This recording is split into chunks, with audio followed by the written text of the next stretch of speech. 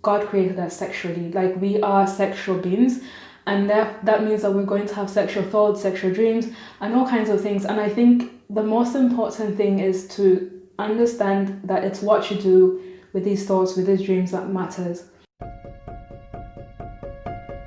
Hi, welcome to my channel. I am excited about today's topic. We will be talking about sex, particularly celibacy, no sex until you're married, from the Christian perspective. I know that there are some people out there who decide to be celibate for their own reasons, for non-religious reasons. But today I just want to go into the details of why there is no sex until you're married, why God has designed it that way. I think there's a bit of controversy and a bit of misunderstanding, maybe not even just a bit, but a lot of misunderstanding. I think a lot of people think that it's unrealistic, it's a bit backward. We're in the 21st century, so why would you do that to yourself? Why would you not use your freedom? I mean, a lot of people they think sexual activity is the way to self-realization as well.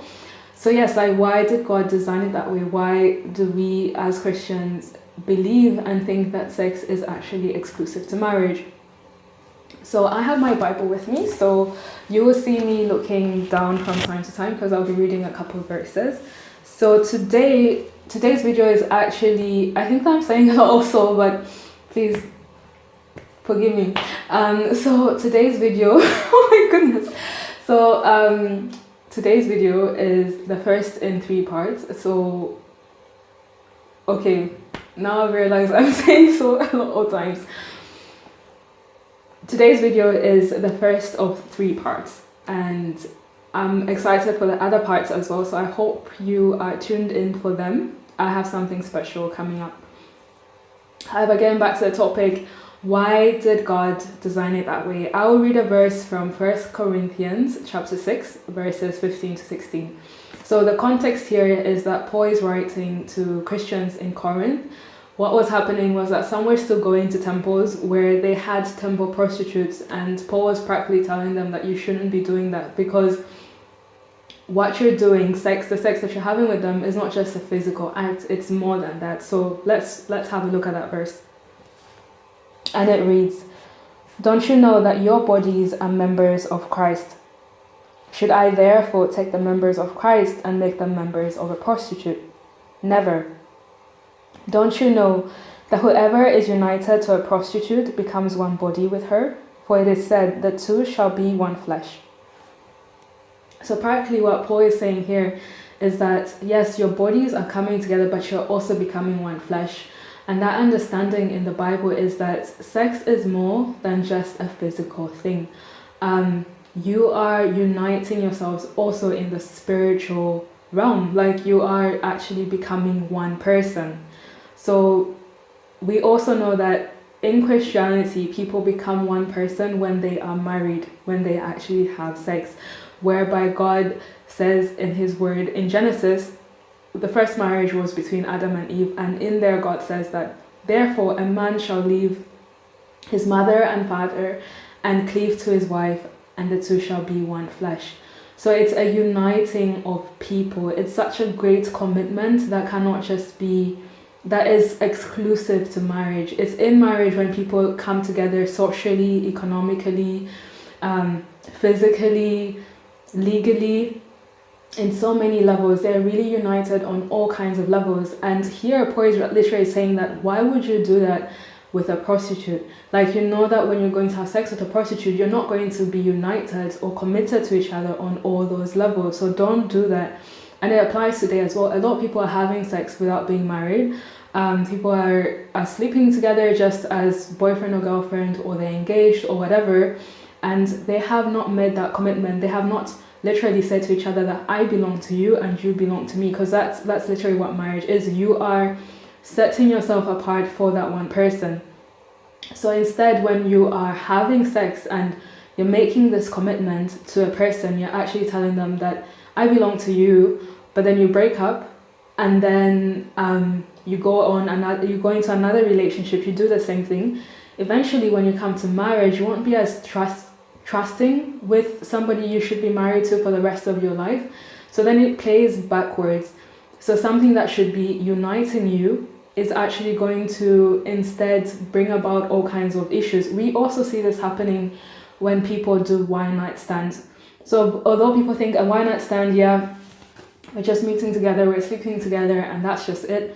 We often see that even in movies, you see it like afterwards, a girl is hoping she gets a call, or she's expecting certain obligations to somebody, but she has no basis for those obligations because they're not in the marriage union, they're not married. The other person literally just thought, hey, it's just one night, you know? So when we are taking something that requires a certain level of commitment outside the comfort, outside the boundaries of marriage, it is going to work backwards. So sex is more than just a physical act.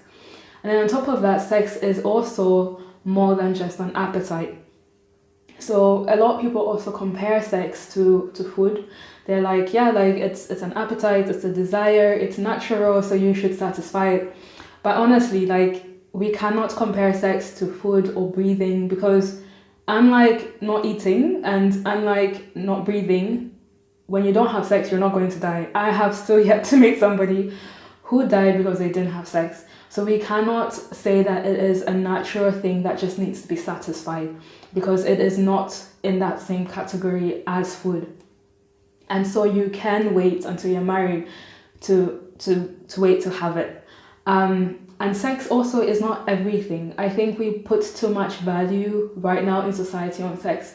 We see sex as something that helps us realize who we are, we identify ourselves through sex and whatever and so on. But there is a certain void, a certain need, a cosmic need that we have that only God can satisfy. And if we're looking to sex to satisfy that thing, we're never going to be satisfied.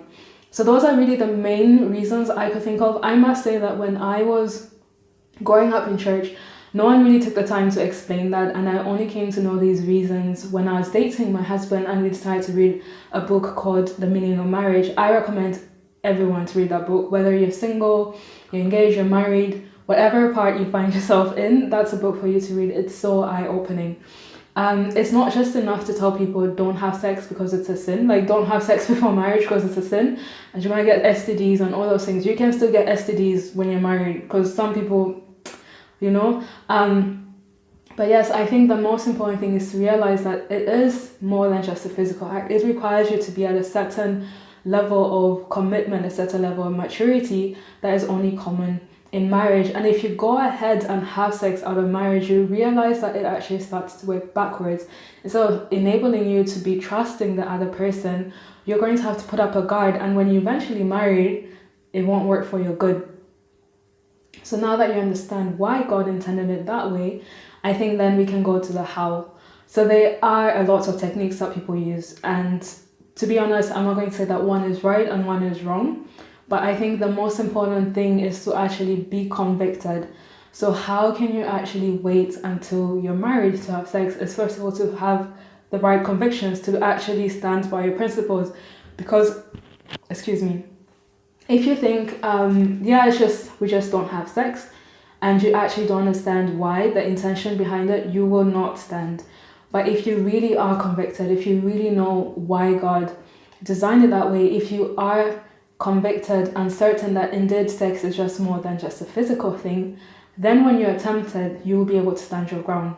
So that's the very first important thing. I encourage you, if you're single right now, or in which you're actively having sex, whatever, just take time to really ask God to place it on your heart and help him, and ask him to help you understand why he designed it that way.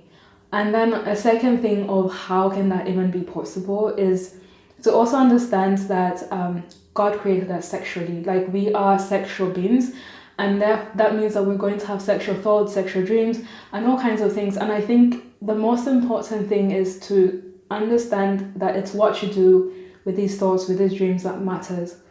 So if are you going to indulge in them? Are you going to entertain them? Are you just going to let them control you in a sense?